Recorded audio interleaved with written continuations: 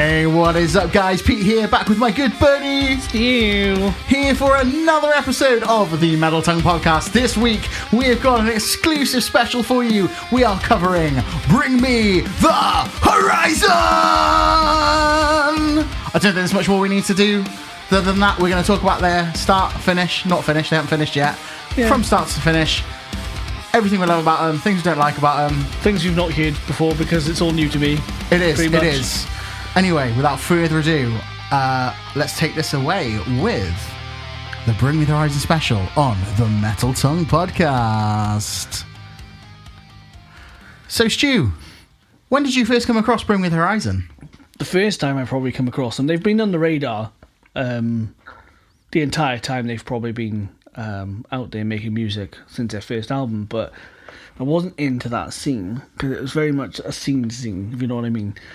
Especially their first album, second album maybe. And at that point, you were very much a new metal guy. I was very new metal and thrash. You know, that was my go-to. So I kind of went straight into like the old metal days, listening to Metallica. Ozzy Osbourne. I was very big into. Still is, obviously. Still am. But yeah, so it's kind of like bands like that. I don't know. I'm that type of guy that when everyone starts banging on about a band, I'm like, all right, I'll get there when I get there, because everyone's just chewing at the bit about them, and I can't be asked to be in that crowd. I am that sad. But the first time they've kind of came through on my radar was 2014. They were at Download. Okay. And they did a little set there.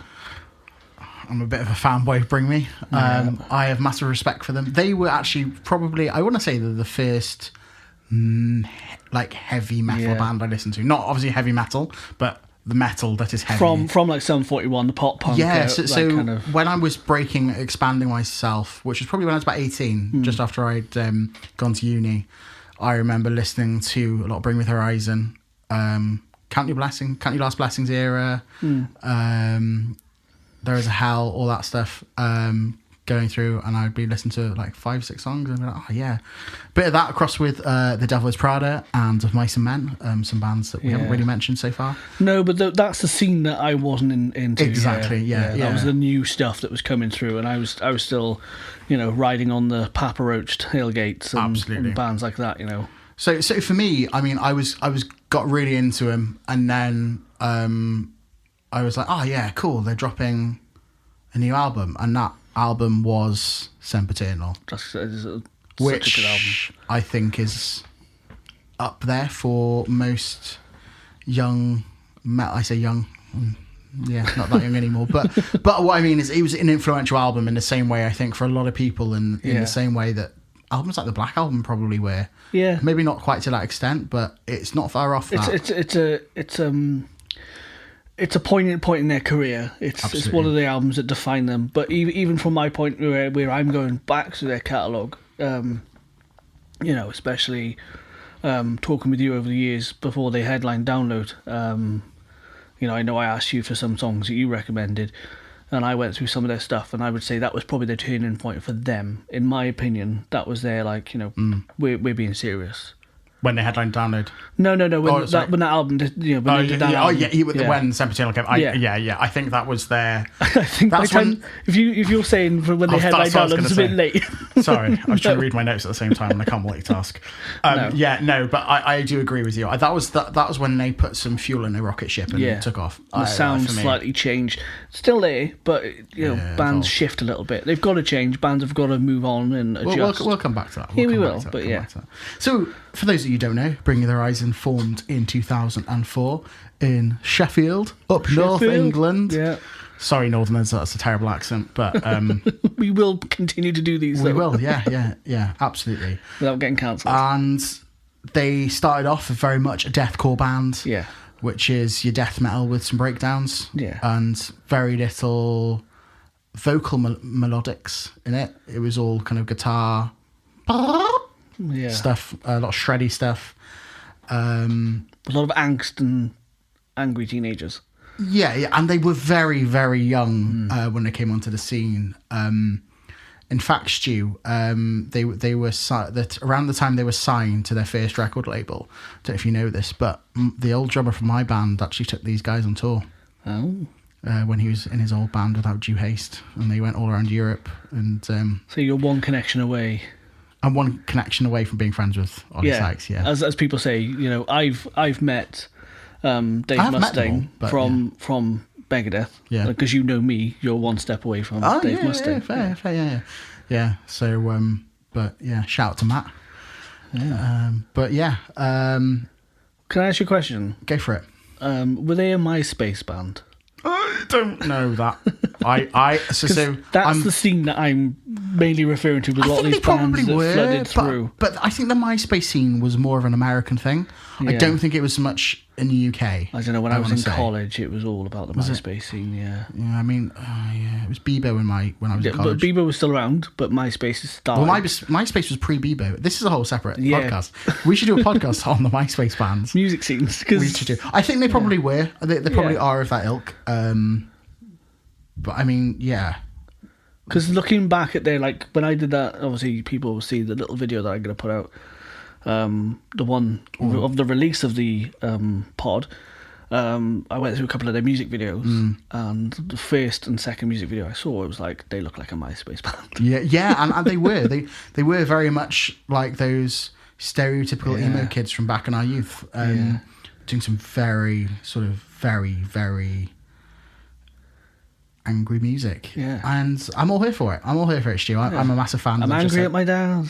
So I suppose first things, I'll let you kick off. Where'd they get the name from, Stu? I'm glad you asked, Pete, because this is something I've learned this week, actually, before this pod. As I know we've been busy schedules. I've told you this many years I know, but I've ignored you the entire time because I've told you the more you bang on about something, the more I move away from it. This is 100% true. I've been trying to get Stu to listen to Bring Me the Horizon for the best part of a decade now. Yeah, literally. The moment we met was like his first words to me were, Bring Me the Horizon. For those of you that don't know me that well, I do harp on about Bring Me the Horizon a lot. And it's not because they're my favourite band, because they're most definitely not my favourite band. They're up there. They're in my top 10, but they're not my favourite band. But we'll cover the reasons why in this podcast, and I'll sum it up at the end, why I go on about them so much. That'd be good, yeah. Obviously the name comes from the Pirates of the Caribbean, where, Captain Jack Sparrow says, bring me to the horizon, I believe it is. Bring me that horizon. That horizon, yeah. I knew it wasn't exactly that because it's slightly altered. Obviously, it's bring me the horizon. But yeah, he says bring me that horizon, which I think is an amazing way to get your name for a band. I think it's great.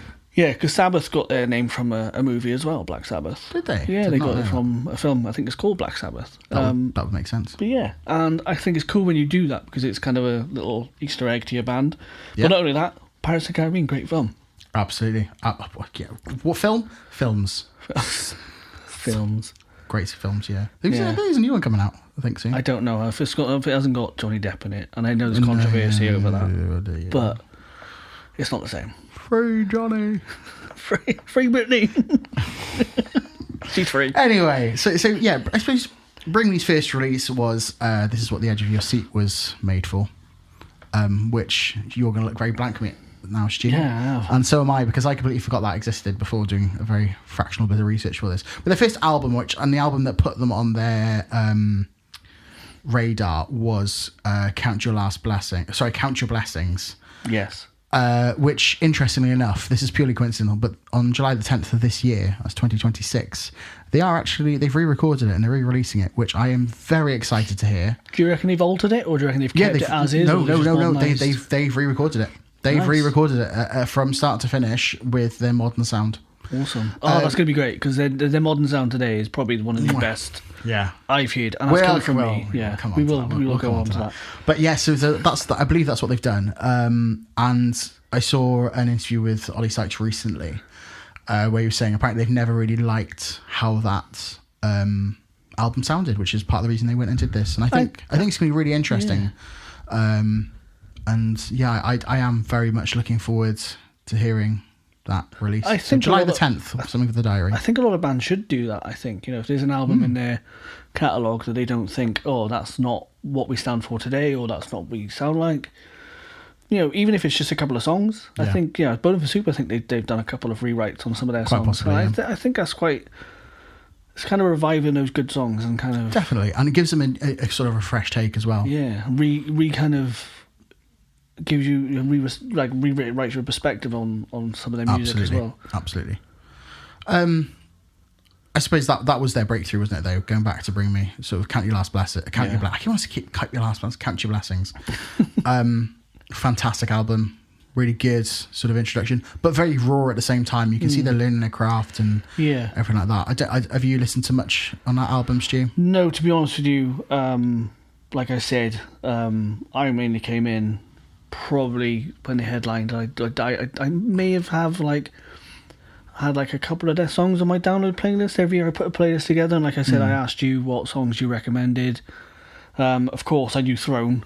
Things like that. Those songs were already on my playlist, but I didn't have any of their older stuff. Sometimes I'm one of that type of person that if it's good on where it stands, I tend to not go further back and just go forward with the band. Yeah. Because sometimes I think if that's their best song, in my opinion, the older one's going to be just as good. Exactly. I do actually have a similar outlook on that.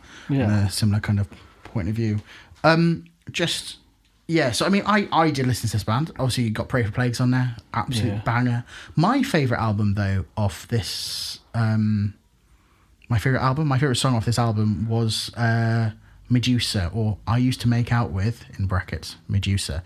Yeah. There's a really cool, lovely guitar lick in that song, which is absolutely splendid, to be perfectly frank. I'll check that one out then, Pete. Yeah, I mean, you'll find it quite raw compared to other stuff. But yeah, it's definitely. But looking at the album from my point, there is literally nothing that stands out to me that I've heard before. I think Chelsea Smile on the next album is probably the one I recognise. On the next album? Yeah, it's on the next album. Unless I've skipped an album. Yeah, that's from my point of view, one song I've heard from their older stuff is that song. I'll come on to that now, Stu. I just wanted to highlight your attention off Count Your Blessings, some of the names of the songs. Yeah. So obviously Pray for Plagues, which is sort of things. You've got a song called Tell Slater Not to Wash His Dick, which I think's very entertaining. You've got For Stevie Wonder's Eyes Only, Braille. Oh my God. And then you've got the one I've just said, I Used to Make Out With, Medusa, which I think they're quite entertaining names. They are fascinating names. I really like the Stevie Wonder one. That really it's funny, isn't it? It kind of comes around, and obviously, I mean, we got to laugh at things sometimes, and there's jokes and stuff like that. But I mean, in the common sense, very amusing. It's quite amusing, yeah. So yeah, and then so that was released in 2006. Yeah. So a few years after they came onto the scene, big time. And then yes, as you just mentioned, Stu, we had Suicide Season, and I think it got a little bit more serious then. Well, the title kind of screams serious to me. You're talking about Suicide Season. If you're coming from that kind of scene, there's a lot of it was around quite a dark edge of this blade, really. Yeah, but it's kind of like mellow horror, I want to call it. It's not as extreme as it's probably your first visually your interpretation of things like what Iceland Kills are trying to do. It's a bit gory. It's not, but it's nothing too over the top. And obviously, I think probably the standout song for most people on this album is Chelsea Smile. Yeah, brilliant song. But actually, I remember listening to probably one of the first Bring Me songs, which was Diamonds Aren't Forever, which I don't know if you're familiar with that song, Stu. I know the Diamonds Are Forever. Yeah, you know that one. With the first lyrics are, "We will never sleep, 'cause sleep is for the weak. Oh, we will never rest till we're all fucking dead." I think that's class when you're stood at a gig with about another 1,000 people shouting it back. Yeah. Brilliant, absolutely brilliant. I think that's what Bring Me do have that though. They've got that. They've got that repertoire of songs that the audience want to scream and sing back.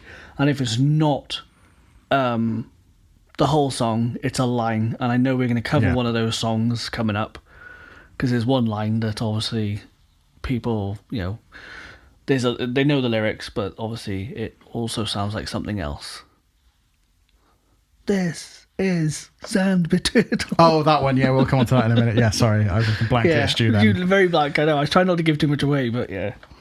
But just to carry on with the titles, though, the only kind of funny one really on that one that I think of is no need for introductions. I've read about girls like you on the backs of toilet doors, which is quite degrading. Yeah. It's an interesting one, but that song is interesting because there were allegations thrown around about Oliver Sykes. I don't know if you've heard about this. Yeah, this is probably why one of my early prejudgments of the band came in, and it was the fact that I think what you're about to cover kind of made me dislike the band and move further away from them. Interesting, yeah. So, we can touch this on a future episode, but sort of a bit of... This was fully investigated by the authorities and found to be false. But for those of you that don't know, there was the allegation, I'm not sure when it was exactly, but that Ollie Sykes had urinated on a lady unconsensually. But it was shown to be false, and it was a bit of a money grab. So this song was, I kind of get the feeling, dedicated to her, highlighting by the fact that the last lyric of the song is... and after everything you put me through, I should have fucking pissed on you. Yeah. Which I think is interesting.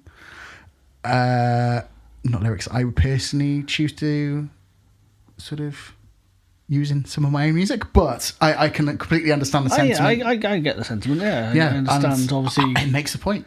When people put you through so much, you might as well have done the crime. Absolutely. And that's one of the stories I heard, and the other one I think was the doppelganger story. Obviously. Oh yeah, that's later on. And I've actually met. I've not met him, but I walked past him in 2012. We should touch on that. On that. We will come back around on that one, but yeah. So one of the things that Bring Me did, they did on this album. Well, it wasn't kind of on this album, but it was Suicide Season, and then it was cut up. Where they did sort of remixes with DJs and what have you. So it was all a re-release, and they did one with Skrillex. He was very big around that era. Well, it was just before I think he popped, was it? Yeah, or it might he maybe kind not. of shot out of nowhere. But yeah, so I mean that album's got the writing in green, whereas the normal album's got the writing in grey.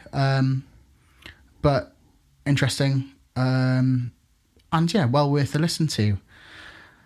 They further evolved their sound then, moving into 2010 with There Is a Hell, Believe Me I've Seen It, There Is a Heaven, Let's Keep It a Secret. Again, another one I have no idea of. So yeah, I mean, do you know what? I again, one of the first songs I got into Bring the Horizon, I got into them then, sort of after this release, I would say. Yeah. They've got a song, Crucify Me with Lights, which I think is really nice. They got Anthem, It Never Ends. That's kind of like a mellow horror film. As a music video, it's obviously slightly cheesy, but it's of the time.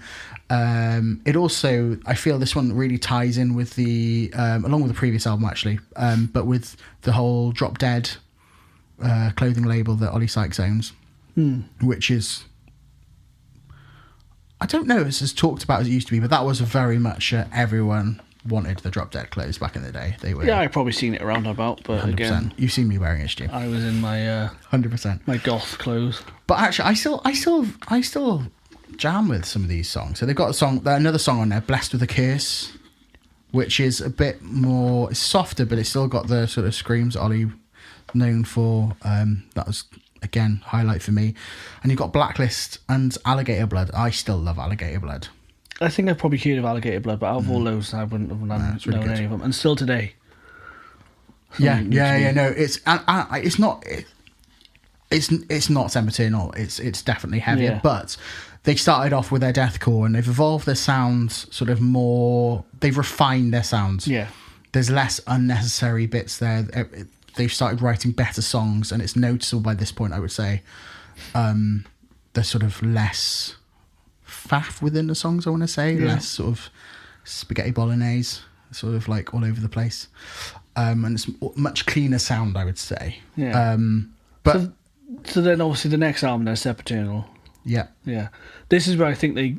This is where they took off. The maturity kicks in. I think some bands they do a couple albums, and I think there's a level where maturity comes into it, but also experience. And what I mean by maturity, I mean just experience. Absolutely. So this ties into when Ollie cleans up his act in terms of alcohol, drugs, and all that kind of thing. And he has gone on record. He said he went into the studio wanting to write the best album he could. And he went in with a young gentleman by the name of Jordan Fish, who put great Fish fluence on the album. He wasn't a member of the band when the album was recorded. He was there for a writing point of view, but you can hear a very clear evolution, very much into that metalcore music and breakdowns and far more melodic choruses. This is where the vocal melodies come in big time. Just to touch on though before you go on, you mentioned obviously the drug abuse and stuff like that. So I watched an interview the other day that we briefly mentioned before we did this recording. That obviously you mentioned before that the band was hated at one point.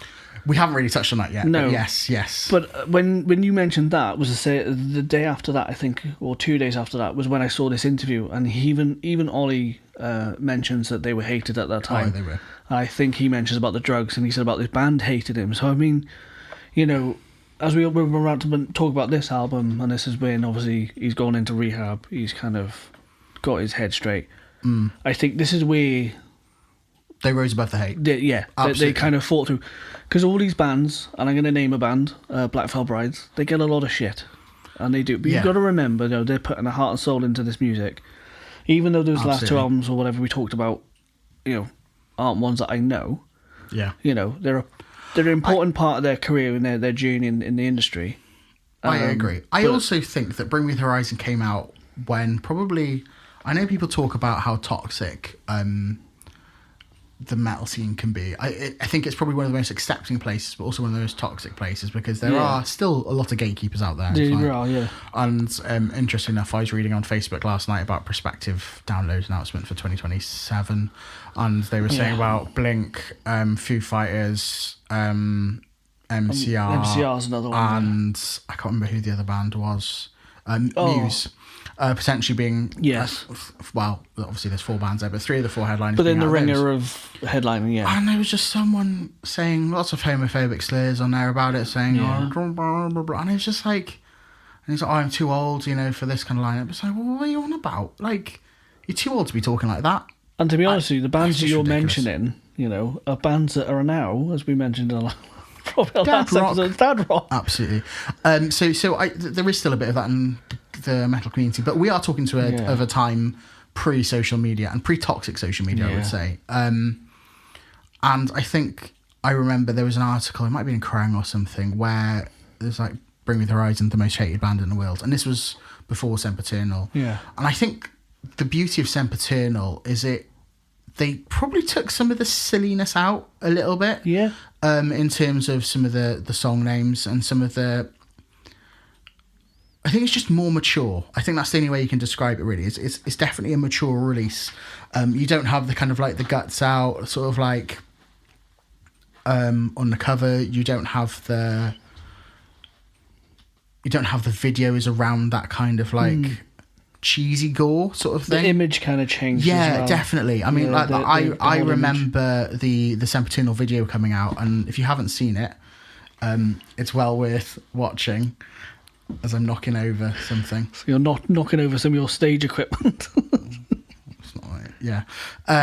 But yeah, so I remember that coming out, and if you haven't seen it, it's well worth the watch. It's really unique. It's Bring Me there playing in the snow. Jordan Fisher is in the video, but there's kind of like a double exposure on that video. Do you remember it, Stu? Yes. And it's really distinctive, and that's really stuck with me more than I think any other music video from that era. I think that there's another video that comes to my mind when you do the double exposure, but they are one of the prime ones, and I think that's why that kind of I think it's unique. Sticks out. Linkin Park did it. What, with the side to side where it's wobbling?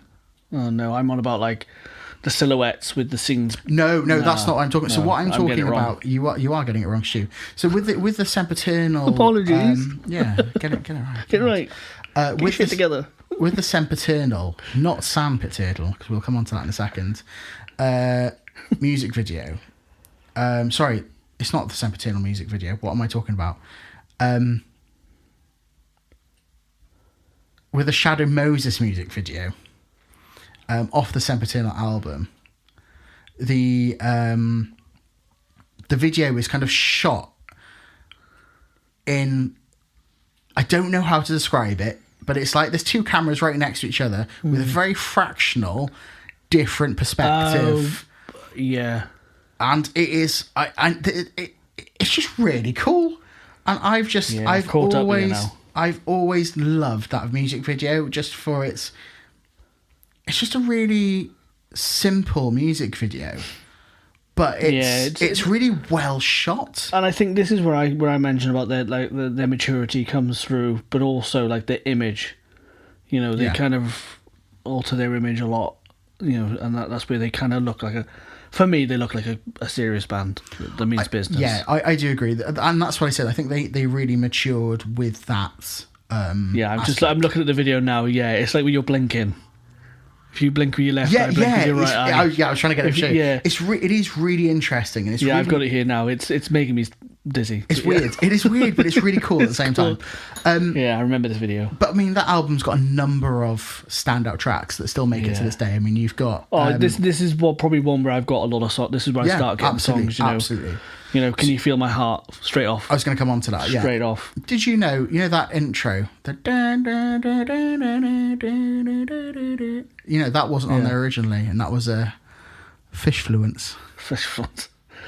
Sometimes you need an outside perspective to kind of stand there and be like, hang on a minute. Let's try some of this. Let's do some of this. Let's, you know. I mean, I think this was probably one of the first albums I rinsed start to finish. Yeah. And enjoyed everything metal-wise anyway. We're not talking about Sum 41 now. We're talking about a band. I was like, oh, wow, this is really cool. I mean, Antivist. Middle fingers up if you don't give a fuck. Still play that live. They get fans on stage to do that live. Quality. I don't think there's really a bad song on there. And there's songs on here that I've not really got into, like the one you just named. But you didn't get into Antivist? I've probably listened to it, but the ones I've definitely picked up on was The House of Wolves. Yeah. Go to Hell for Heaven's Sakes, as you know, is probably my favourite song. Literally, structurally as a song and as a sound, that really kind of emphasised to me this band. It's quite. It's not one tone. No, it's not. Yeah, you know, very, they can dynamic, use very different. Yeah, different ways of putting a song together structurally, and I think this is where the beginning for me was like, oh wow, okay. And the first version I listened to that was on that live at Albert Hall. Oh, okay, yeah. That's why I first heard the song, and I was really like, cool. oh, that's really fucking awesome, you know. I forgot they did that, yeah. Yeah, and Shadow and Moses, of course. I mean, that album was just fantastic, and I remember going to see them in the Students' Union in Cardiff after it was released. Great venue. In the Solus, as it was. Yeah, Solus. And it was they were just fantastic. Absolutely fantastic. Crossfaith was a support on a band called Empress. Who opened. Yeah. I know Crossfaith, yeah. I used to be quite matey with Crossfaith. This was actually, I saw them at the time when I was slightly friendly with Crossfaith, and I went out on a piss with them afterwards. Purely because I'd seen Crossfaith a couple of months before in Bristol. I think the year before in Bristol, and I'd followed them. I'd seen them in a few different places, and they recognised me following and going to see them in not different places like only Bristol, Cardiff, Bridgend way, but yeah. So they recognise you as a fangirl. They recognised me, yeah. And I saw them on the Kerrang tour. I'm not sure whether I think it's the one with Limp Bizkit. Oh yeah, I wasn't at that gig. I was waiting for A Day to Remember. For those of you that don't know, A Day to Remember cancelled half an hour after doors opened. But they did come back and play a very good show with a better lineup, so we won't. Anyway, this isn't about Days This is about Get back on track, Pete. But yeah, Sempiternal, absolutely game changer for them. This was their breakthrough. It blew them up massively, and it coincided with when album sales was still a thing, but streaming was starting to take over, I think, as well. Don't know what that big bang was. I think it's a door. I think it's a door. But anyway, doors aside, I would say this album definitely opened doors for Bring Me the Horizon and their career, to be honest. Because I mean, the album, the single that followed up from that, I believe is a single, I could be wrong, but Throne. No. Wasn't that one? So we're going to come on to that now. So after that died down, they released Drown. Drown. So Drown came. Drown was quite a pivot for them. Yeah. I think I liked that song, but Throne was the one that really got me like, oh fuck. Yeah. What? Well, yeah. But you've come back from later. From 6 to midnight. Bring With a massive change for Bring With Horizon, and this is where we come on to Bring With Horizon being ahead of the curve. I think with Sempiternal, it was the first glimpse that we had that they were defining the genre of metalcore in a sense, but it wasn't massively different. They then dropped Drown, and I think Drown changed metalcore forever. It was a generational song, and it came out quite a bit before, but I think although lots of people liked it, it rejuvenated some of the more juvenile elements with the music video. I don't know if you've seen it or not. It's kind of like a 70s kind of like vibe show, like they're performing and they turn into werewolves. So they bring that kind of like slightly silliness back, but the music's matured a lot. But I suppose they can do that because they're taking on a different note of seriousness, I suppose. But I think the feeling was with most fans back then, they were going to go back to a heavier sound for... because they had the Snake Start to Sing on the previous, and it was just kind of like an evolution of that in some aspects, and that mixed with a bit of Can You Feel My Heart. Yeah. But then they dropped That Is the Spirit, or That's the Spirit. And I like that one. That one, I think that was the booster packs on their rocket. It was massive. Huge album for them, and admittedly, when it came out, didn't like it. No, I like it. And I saw several comments on Facebook when it first released. No one was really vibing with it, or at least no one on my friends group was, on my friends list was vibing with it. Lots of comments, and then a week later, that's when it clicked with everyone. It was like, actually, this is album of the year. It was fantastic, and that took bringing me from playing 1,000 to 3,000 venue caps to 20,000 caps in the United Kingdom specifically. It was massive. I mean, I was going to seeing Bring the Horizon in Cardiff Solus to seeing them in the Motorpoint on one sold out Motorpoint on one cycle in effect with the next album that's a big jump to go and sell out one tour to another like that. But for me, obviously, again, I wasn't there for that scene at the time. No. But listen to the albums. This is why 90% of this is going to be Pete talking. Maybe the next one I'll cover all myself. But this is where, like going back from my point of view, looking at some of the albums, this album does stand out quite a lot for me. And That's the Spirit really was Bring With Horizon ahead of the curb. Yeah. They set the curb. They drew the blueprints for metalcore for the next 5 years. I think it was just a big left hook, a big punch in the face to a lot of people, I think. Yeah, for me, like, in a good way. In a good way. As for me, like, you know, shitting on them and not really taking them seriously and thing. Obviously, they did gatekeeping. I was a big gatekeeper, I will admit. But listening to Subternal, again, going back, from when it was old and now I'm getting into it's new to me. I think that's such a great album, but for me, That's the Spirit is such a good game changer. And I said about them increasing venue sizes, they were playing, I remember the first time I saw them on that album run, they did kind of like a large academy, small arena tour. So they played Motorpoint Arena. I think they played some of the 4,000 or 5,000 cap venues across the UK with that. But that album's success propelled them. They did the Teenage Cancer Trust show in the Albert Hall, which you've mentioned earlier, Stu. They then did a sold-out arena show across the United Kingdom with 2 dates in the O2 in London, O2 Arena in London, which I was fortunate enough to be able to go to one. And they were so far ahead. They put on such a good live show. It felt like they were using AI effects all the way back then. Looking back, it looks like it was AI or just really clever software. Didn't they buy a book that Linkin Park had? Oh, here we go. We're referencing other podcasts now, are we, Stu? No, I think that was a book that belonged to I'm not sure if it's the Nirvana drummer or if it was the Foo Fighters. The Foo Fighters singer. I'm not sure. Yeah, the singer from Foo Fighters, not the drummer. Funny thing. Yeah. He's got another lookalike that was in them Crooked Vultures. Oh, really? It's a super group, yeah. I did not know. That he's. There's a lot of people who look like that guy. It is, yeah, loads. I found something out about that actually. Yeah. He also appeared in another song. I'm just trying to find it for you now, Stu. He looks like the guy who sings for a band called Dream Widow. All right. Yeah. So he's a spitting image of that the band. So I think Dream we've Widow. worked out there's like what six lookalikes? Yeah, it looks like it. Yeah. Dream Widow. Yeah, definitely. So that was interesting. That's quite an interesting band, Dream Widow. Well worth checking out if you've not heard of them. But anyway, back to Bring Me the Horizon. So Sempiternal changed the game. I don't know what that was. That was my foot in a bowl.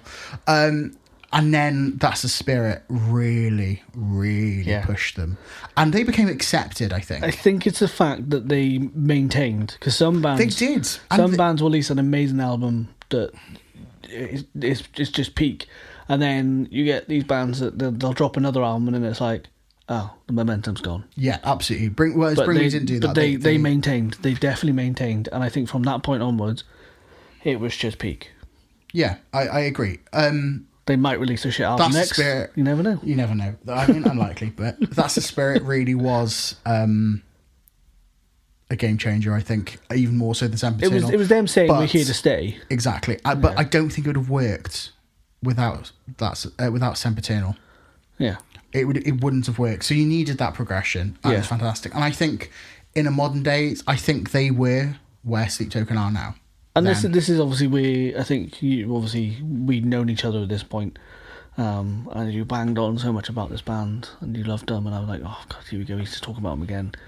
And then they were dropping the next album, and I just remember you getting the album and bringing it around mine, and you were like, have you seen the album? So for those of you that aren't sure what we're talking about now, we are talking about the follow-up to That's the Spirit, which was Ammo. Now, Ammo... Do you know why they did that? I don't know why they did that. Do you know? But so you've asked me that question. You've set me up for failure. I have. I have no idea why. I think I saw an interview and it was Ollie's idea, and he just thought it was cool and different. Yeah.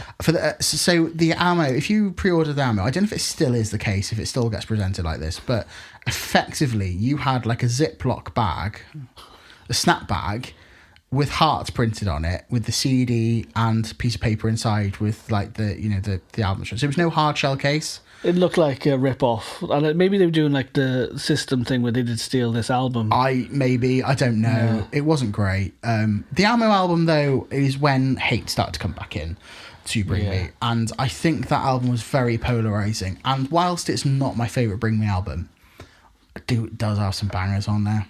Yeah, for me, there's only one that really stands out for me. I understand where they were going, what they wanted to do. What was that song? Mantra. Yeah, I don't mind Mantra. I like Mantra. I like the structure of it. I like the flow of it. Yeah, definitely. The vocal wise, you know me, I'm a vocal whore.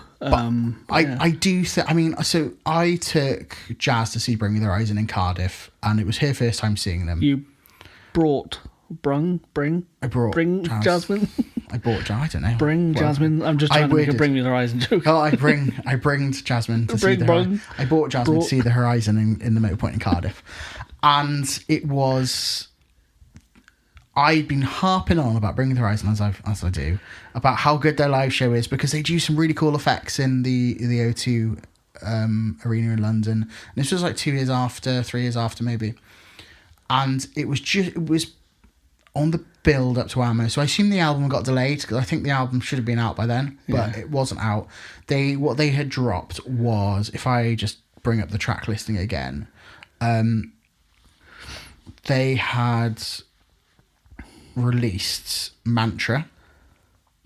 They had released the song that's got the feature in it, which is... I forgot about that song, and that's another one of my favourites, actually. Oh, interesting enough. Sorry, just to get back on myself. If you actually look at the album artwork on streaming, you see that the Ziploc bag, the sandwich bag, that is actually how it was presented. Yeah, so maybe now weird. It comes in as CD with that as the picture on the front. I hope so. But Wonderful Life. Wonderful Life, Phil. yeah, it had I Wonderful Life, one. yeah. So I think those two had been released prior, and yeah, it was an interesting album. So yeah, in 2018, the end of 2018, I think they came round, and the live show was cool. I think looking back retrospectively, it was good. What they did was they built up like a perspex stage on top of the stage and had lights underneath, so they were underlit, and then they had some movie bits above, which was cool, but it wasn't game changer. It wasn't what you would be boasting. I was a bit so Giles wasn't impressed.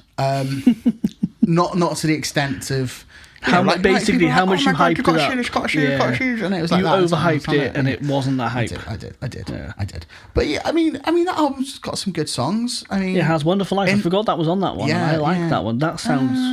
I mean, I played it through my phone speakers, and it sounded fucking great through that. Yeah. I mean, I don't mind Mantra. So the ones that have really stuck out for me, which are probably weird because it's more poppy ones. In the Dark, I really like that song. Yeah, and Medicine as well. I really like those ones. I did really like those songs, but In the Dark is probably my favourite off that album. You know the song Nihilist Blues? I'm not a fan of that at all. Featuring Grimes. Is that the Grimes that was with... I think so. Really? Yeah. Because so that album, that song, interestingly enough, Amy Lee listened to that song and contacted Ollie Sykes and was like, "Excuse me, guys, you've stolen my melody." And Ollie Sykes was like, "Have I? Oh shit, I have. Sorry." And that's why if you go onto Nihilist Blues, if you have a look at the credits, you will see Amy Lee at the bottom. Fun fact. So yeah, interesting. I remember that happening at the time, and that brings us on to the next release, which was Post-Human Survival Horror, and we're talking about the next proper release as a band, not the sort of elevator music stuff they did, because we'll gloss over that because that doesn't really count. But yes, and it is an album. I don't care what you say, right? I've got the definitions of releases up in front of me right now.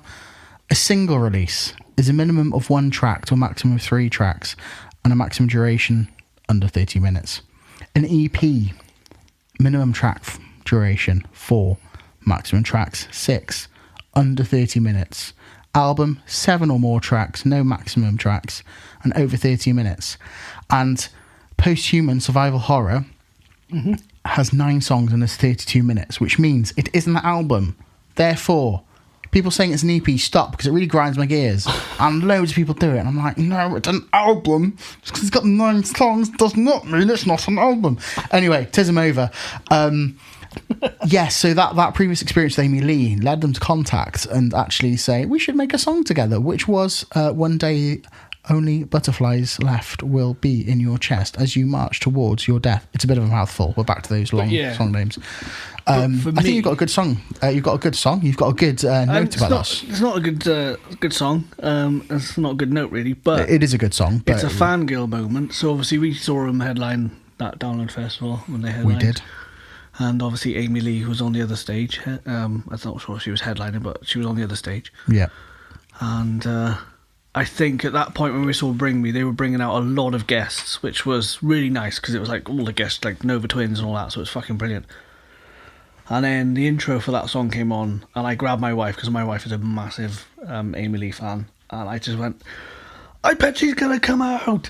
And then literally you see the silhouette of her coming down. It was like that moment to hear that song as is with those two, because normally if you do a song like that, it's either a guest vocalist or just a backtrack, or no other female singer. Yeah, absolutely. But they to see it as is was fucking phenomenal. I forgot they did that. It was for me that was peak, because it was like they used the opportunity of the festival with all the people there. Absolutely. You know, which I think bands sometimes miss out, and I think if you've got these people there for that weekend, try and hook up and give the performance that people want to hear that you've presented on the album. Absolutely. I couldn't agree more. But that album really set them apart, I think. Yeah. And I think it put them back in the right direction. And for me, actually, I think Bring Me should have been on the headlining talk for Download and other such festivals after That's the Spirit. I think they were there then. Yeah. We've talked about this many, many times. We have, yeah. And I especially looking back now, Sleep Token headline last year. Sleep Token and Bring Me Shoes then. Yeah. I think what got them off that kind of thing was the Ammo release a little bit. Yeah. But after this, I think they took a little bit of rebuilding, to be honest, especially with the alternative scene. I think people seen them as sold out slightly, although I'm pretty sure they came back and headlined Reading and Leeds. Yeah. Before then, so they were bigger than they ever were, but not necessarily in the alternative scene, which is an interesting point. But I mean, that album's just stacked with bangers. I don't actually listen to any of these songs anymore because I've listened to them so much I'm a little bit sick of them. Parasite Eve, there's so many songs on that album that I do they're on my workout playlist, even though I'm a fat fuck. I remember talking to you about Obey with Youngblood. That was one of your ins, wasn't it? That was one of them, yeah. Because it was just such a good vibe, a good sound. It was powerful, yeah, and it's just that flow. It's beautiful. And for me, like I said earlier, I'm a vocal whore, and if the vocals flow so smoothly like that with the lyrics, it ticks a tism in my head, But yeah, as it stands, that is literally one of the great albums because there's so many songs. You've got Kingslayer, like absolutely. One by One, Nova Twins. Yeah. Absolutely. It was a fantastic album. Yeah. And Parasite Eve, I think structurally those songs were powerful, but also just they had some fluidity with the whole vibe of the album. And with the moment in time that we were at as well. Yes. You look at Parasite Eve and you listen to pay attention to those lyrics. Oh, yeah. And yeah, that's what I said. They were up in Swansea. Those lyrics you're talking about. It was very interesting, and that was released pre-COVID and written. Well, I'm not sure it's released pre-COVID. It's written pre-COVID, which is very interesting. Yeah. But yeah, I mean, and that kind of led up to Bring Me's biggest point, which so far I think was headlining Download Festival, on headlining Rock and Ring, and being in that category. Pre-release of the last album they released. I think that's where they really were, we are one of the big boys, and properly announced themselves onto the world stage, not just the sort of British stage, so to speak. And we'll come on to the live performance now because we saw them with Jordan Fish. Jordan Fish was still in the band, but it was towards the end of his tenure, and they were phenomenal, weren't they, Stu? I mean, they were my highlight for the whole weekend. And again, I've said this before, with Metallica there, and I was a big thrash new metal kind of teenager. Metallica were one of my pillar stones for music, like Ozzy and all these old bands, and I really just gravitated to that. And I just, I walk around with this coat that's got the Master of Puppets album on the back. I just, that's where I was. Absolutely. So seeing Metallica at that point to get so many of their good songs, because they covered 2 nights, was epic for me because I knew I was going to get the ones I haven't seen before, because the last time I saw them they did the Black Album in full, plus extras. But, seeing that was great. But still for me, you had Slipknot there. It was such a tough... They were first-time headliners. They were first-time headliners on Saturday. Yeah, and that's a tough lineup to come in Friday night. Yeah, and to be like hold your own against Slipknot and Metallica twice. And to be perfectly frank, they didn't hold their own against Metallica and Slipknot. They upstaged them. Yeah, this is what I was just about to say. They blew the roof off that, and I think they should have closed the festival. It was such a vibe after that. We literally could not stop talking about it.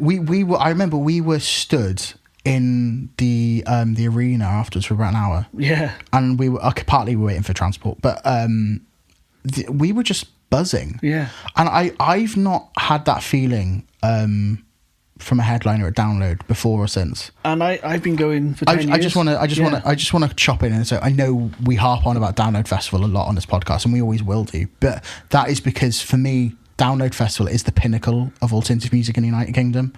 And it's a great place to go see bands if you can't afford to see them on smaller circuits. Yeah, exactly. And it's 112,000 people is the capacity of the arena, give or take, because they do obviously fluctuates each year. But with day tickets, obviously the festival capacity is different to the day arena, whatever. It gets confusing. But 112 is what they had at Download in 2023. And I'm not a big Metallica guy. I'm not a big Slipknot guy. I'm not a I like both those bands, but they're not my go-tos. Yeah. Bring Me are one of my go-tos. but Oh, really? Metallica played 2 nights and were probably, I would say, 80% full for the, because this year as well, none of the headliners clashed. It was when the headliners were on, it was only the headliners.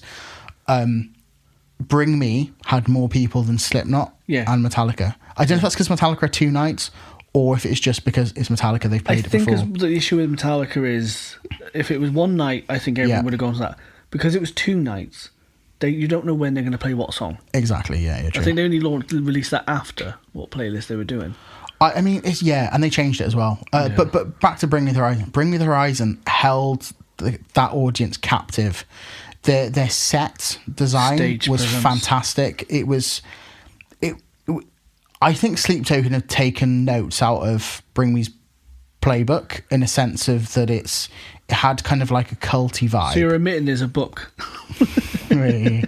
But I'm using an NFL reference, playbook. But what I mean is, I think that the way Bring Me did it was, I don't think you can top it.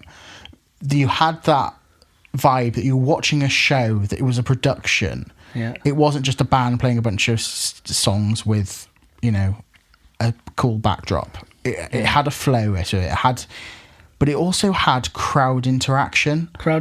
Which for me was badly missing from Sleep Tokens. But this is, and I know that Sleep Tokens vibe. I'm not dissing on them, because that's where Bring Me's moving with their stage shows now. Is that whole setup with? But they've been doing it. They've just evolving it, aren't they? It's growing, and it's exactly. I'd love to see what they've got now. But it wasn't just the fact that they had the sort of the AI-ish type or the fake AI person talking to the crowd, trying to hype you up, which they've done for a number of years, or in one way, shape, or form. The way it tied together all the songs that were written pre this idea and for the idea, and the way they tied it up together with pyro, with fire, with fireworks as well, which not many bands do it down anymore, being close proximity to East Midlands Airport. I think it was just fantastic, and it wasn't just that. They genuinely loved it. Yeah, this was a festival I'm sure they said that they used to go to when they were younger. Yeah. Without a doubt, it was one of the biggest festivals, because it was Monsters of Rock. It is, so exactly. It's holy ground. It is, and I think that yes, Reading and Leeds, I think they might be bigger festivals with bigger audiences. It's a very mixed, but it's a different audience.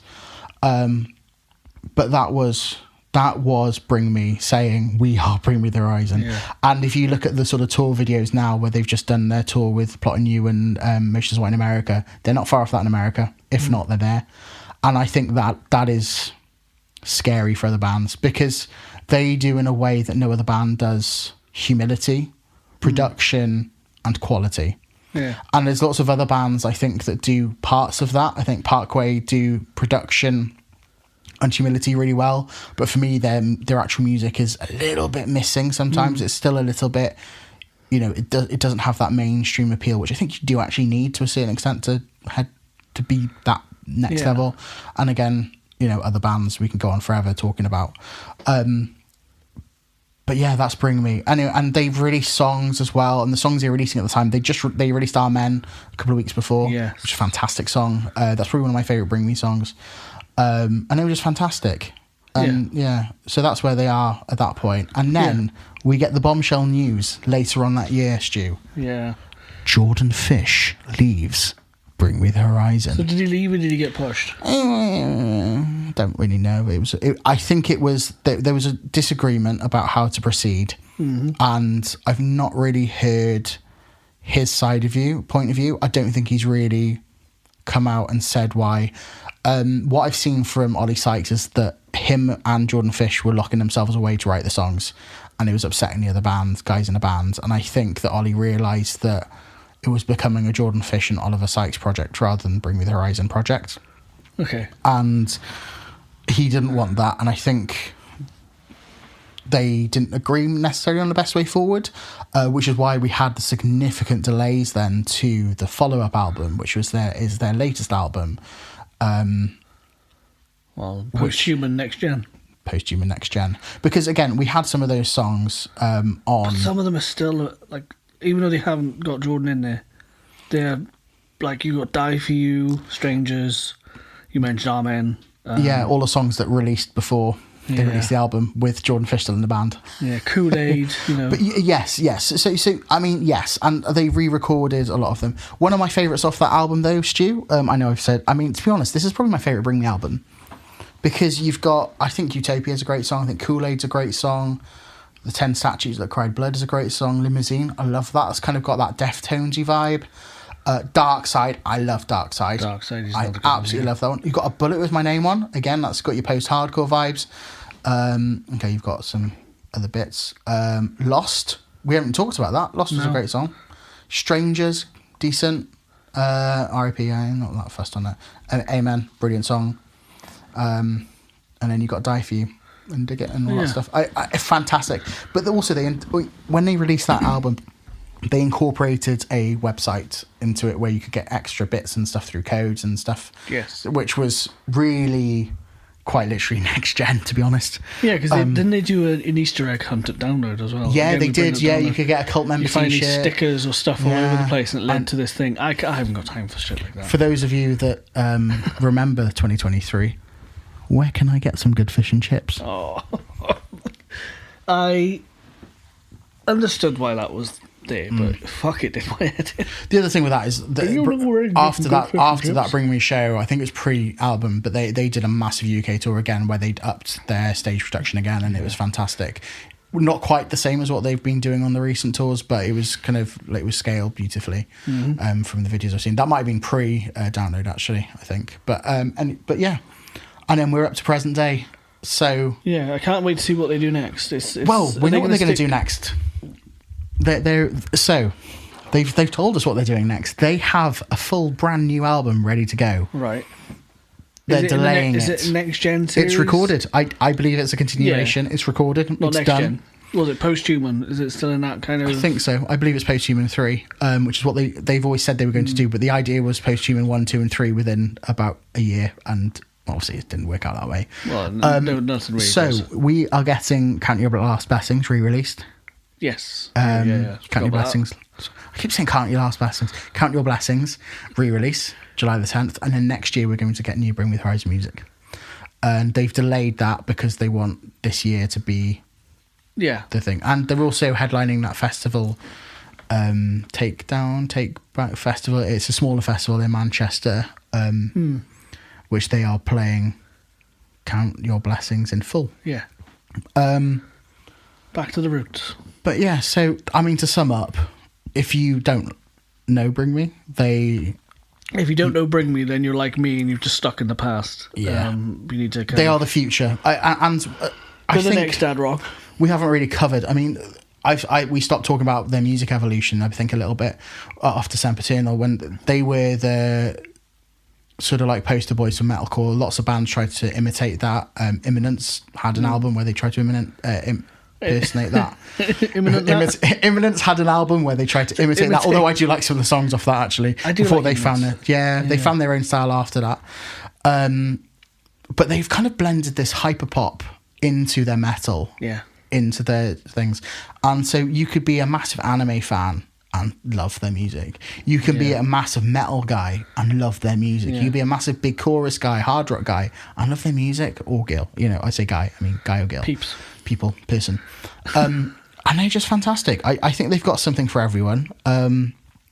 They have done like a low files thing again, which I don't really get. Yeah, it's like, again, like lullaby, elevator music. I don't know why they're doing that. We just won't talk about it. I don't understand it either.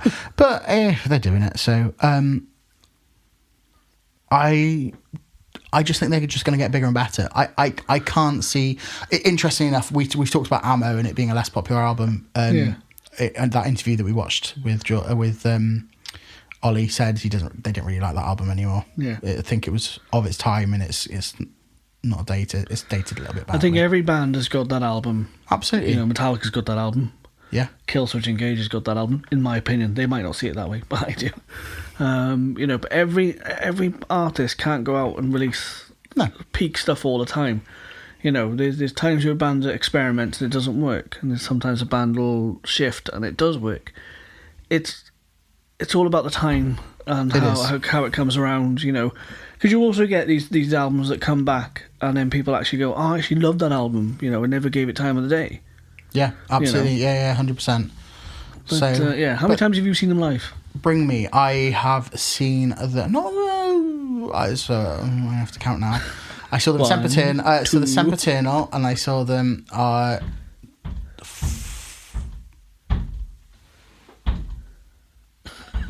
That's the next band's trying to headline down, and I'm trying to get in. Trying to break through the door. I have seen Bring Me. So I saw them first after Sempiternal, then I saw them twice on That's the Spirit, then I saw them with Jazz, Pre-Ammo, and then I seen them at Down. So 5 times in total. So I've only seen them twice. I definitely would love to see them, because both of those are at a festival. Yeah. And I definitely, me and the wife, and even my kids, definitely want to check them out in a venue. We're very disadvantaged to where we live for that to happen. And that is, yes. They will play Motor Point, but the problem is it will be very difficult to get tickets through, which is why it's only 4, not 6 times I've seen them. Yeah.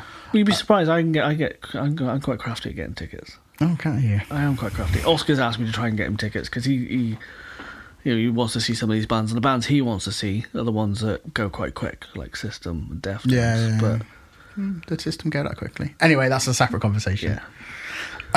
But that's Bring Me the Horizon. Yeah.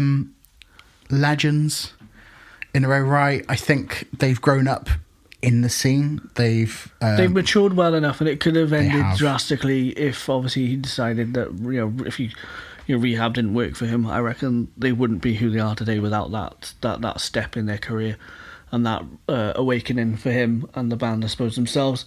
And I think just more importantly that we could be having a different subject about a different band today, because obviously it wouldn't have been who they are. But I think with the hate, with the getting over the hate and fighting through it, with the drug addiction and getting through it, and with good albums, crap albums, good albums, and still having the fight to progress. They're putting their heart and soul out there. Absolutely. They're putting their music out there. Whether it's loved or hated, they're still fighting for what they want to be and believe in. And do you know what something is quite cool? I think for the 4 main guys, you've got I can't remember all their names now. All right, poser fan, but they are still the same band. Yes. It's not like it's just Ollie Sykes anymore. Yeah, because you get these bands where they cycle through band members and this person changes. It's a different drummer, exactly. Guitarist. And I hate to say it, you normally get some bands that are this successful. You normally get someone that passes because of drug addictions and stuff, and it's like, okay, I'm going to get a new person to do this. New vocalists in a lot of bands, they have to change, sometimes. But yeah, they're still structurally who they are. But you've got Matt Nichols, drums, original drummer. Yeah. You've got Lee Malia, lead guitarist, original lead guitarist. You've got Ollie Sykes, vocals, original vocalist, and you've got Matt Keane, bassist, original bassist. We've had Curtis Ward was the original guitarist. Rumours are that he's going to be playing some songs with them when they do this Count Your Blessings thing. And they had Jonah Weinhofen, the Australian guy who's also in I Killed the Prom Queen, who was there for a couple of those albums as well, pre Jordan Fish. Jordan Fish came in and they got rid of the second guitarist for a bit, and then when they got bigger they brought back the touring guy. Who does this clean thing now, interestingly. But they've basically, I know we said they're the same band and then we've just given a load of members that have changed, but it's only the key ingredients. Yeah. It's still the main base of the band are the same. And I think that's impressive. Yeah, I would say so, because you get bands that are on this album cycle, God knows how many times, you look at like Metallica, they've had, obviously, couple of different bassists due to one passing. Yeah. Dave Mustaine was a guitarist. Obviously, he was kicked out. Kurt Hammett came in. So there's always been an evolution. Yeah. Of that band. Same with like Limp Bizkit. Same with Linkin Park theoretically, as we stand today, and before they kicked off. Yeah, absolutely. So for a band to still have those main ingredients, it's quite important. Yeah, I agree. And just to touch back on Jordan Fish, the whole thing, I think Ollie said that they weren't going to be able to speak to each other for a little bit, but he didn't rule out the possibility of them being friends in the future. I don't think you can. No, but it was really make assumptions that it's done forever. Bands do move on and people evolve and change. But the fact that Ollie Sykes wasn't like fuck this guy, but it was very much like we came to a point where it didn't work, and we've moved on, and yes, things are a bit But there could always be a feature on a song, or definitely. And the fact that that they've left the door open to a certain extent. I think that's really nice, and I think that speaks volumes of how they've grown up as people. They're not, they've not gone writing a song about how they should have defecated on someone. They've now just said, look, it's not worked out at the moment, but it doesn't mean it won't work out in the future. And I think that speaks volumes for what a wholesome band they are now, and for what great musicians they are. Just to touch back on the wholesome side of the band as well, I remember you mentioning many, many years ago, back when you banged on about them. Is it true that he went to do an interview for a magazine? Kerrang, yeah. Yeah, and it was supposed to be a band interview, but they just had him, and he wasn't happy because it was supposed to be about the band. Yeah, that's right. I think what it was that they'd done the interview, and in the photos then, the photos, I think they just put him on the front, and he was like, not having that. You can pull the interview if you're not going to print an interview if you've done that. And I think I'm not sure if it was printed like that or if he kicked off about it afterwards, sort of thing. But he stood up and said, "No, we're a band. I am not the band." I think that's important because a lot of I know we've touched off podcast and about this on a couple of times. You get lead singers that suffer with lead singer disorder, or LSD as they sometimes call it. You do get band members that kind of span off and have their own features and things, but I think it's important that, as a band, you wanted to stand together and not, because people say, the front man. When I say the front man or front person, front woman, it is quite typically that's the person, that's the image of the band. It is, yeah, and it's from a band point of view, it's really difficult to push back on that because. Yeah. When people want to do interviews, they approach you and they're like, I want to speak to the vocalist. And I was like, well, I'm just a member of the band. Yeah.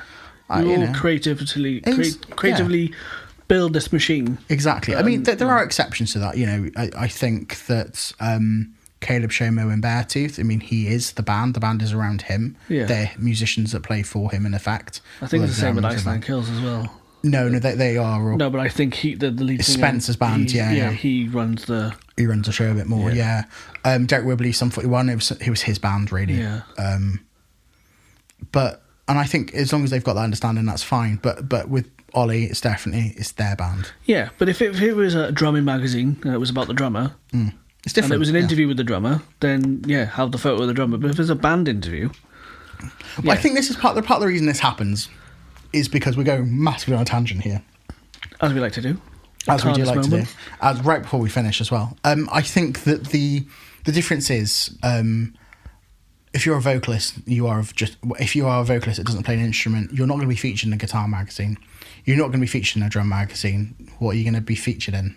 There's not much. So you end up doing those interviews from that point of view, and I think that's why that happens.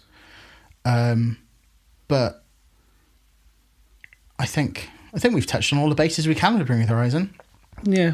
They're fantastic. Go and watch them live. If you're 50-50 on the fence, they're honestly one of the best live bands you'll ever see. Yeah. And if you don't like them live, then... And if you can't get tickets, it won't be long and they'll be back at download. Exactly, yeah. And if you can't get tickets, please don't throw your phones on stage and hit people in the head. Did you see that? What happened? No. On their recent American tour, someone threw a phone and it hit Ollie Sykes in the head and he had a concussion. Geez. Yeah, so don't throw anything at these bands, No matter if you like them or whether you hate them, don't bottle bands and don't exactly. Yeah, just enjoy. Let them do what they do. They're doing something that a lot of people can't do or won't do or don't want to do. Yeah. And with that, I think we've covered everything, Stu. Yeah. So if you've liked what you've heard today and you've liked our historical and theoretical take on Bring Me the Horizon. We do want to do more of these. We do want to do more. We've got a list of bands. Let us know in comments what bands you want us to cover. We could do like an episode where we cover more than one band. We do short bits on smaller bands, which would be quite cool. Maybe the ones we're not familiar with that people want us to look into. Yeah, maybe. Or even smaller bands that we like, where the story isn't quite as epic, but they're up and coming. We could do little mini features on. We could do that. We've also talked about doing ones on Linkin Park, and there's loads of ones we can go on forever, but our source of material is always going to be there. Absolutely. But we'll cover these in like every 5th episode or something like that. We may change the pattern, but depends on what we got. But most importantly, let us know what bands you want us to cover. Yeah. Let us know what content you want us to cover. Go follow us on all social medias, at the Metal Tongue Podcast. And we will see you very shortly after Download Festival with the next episode of the Metal Tongue Podcast.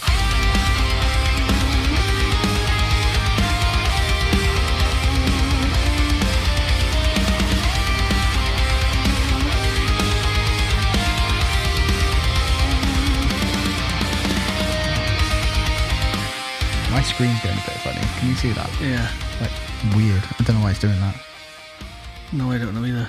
Bring me the fucking horizon. Do you know what we didn't talk about? Is that stupid doppelganger that Ollie had going around? Oh, yeah, I forgot about that doppelganger. Yeah. I saw him in 2012. He got arrested, didn't he? He was like... Wasn't that why Ollie changed a lot of his tattoos?